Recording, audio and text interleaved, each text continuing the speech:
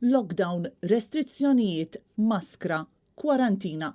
Kollha kliem li fl-aħħar sentejn smajna ad nauseum hekk kif pandemija li ma konniex rajna bħala qabel ħarbtet il-ħajja kif konna nafuha, virus li b'xi mod tista' tgħid effettwa lil kulħadd.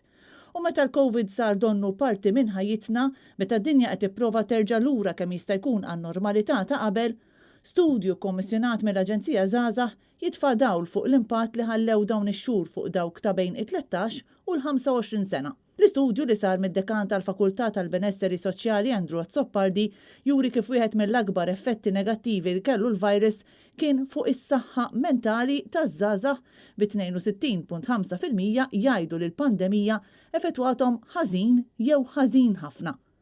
Fost dawk li wieġbu l-aktar li ntlaqtu ħażin kienu dawk ta' bejn 13 u 18 sena, bit-tfajliet effettwati ftit aktar mill-ġuventur. Madwar 60% taż-żgħażagħ ta' bejn 13 u 14 sena qalu li s-saħħa fiżika tagħhom ġiet effettwata ħażin jew ħażin ħafna wkoll.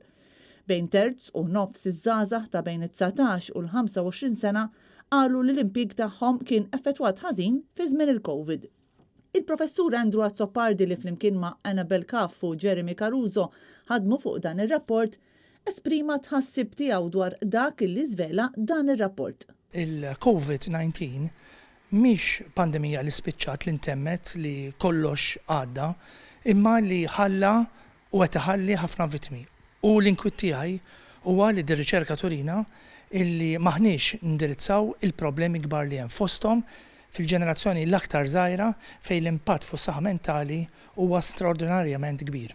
Intant l-istħarriġ wera wkoll li aktar minn 50% taż-żgħażagħ ħassew li l-pandemija xekklet l-edukazzjoni u t-taħriġ tagħhom.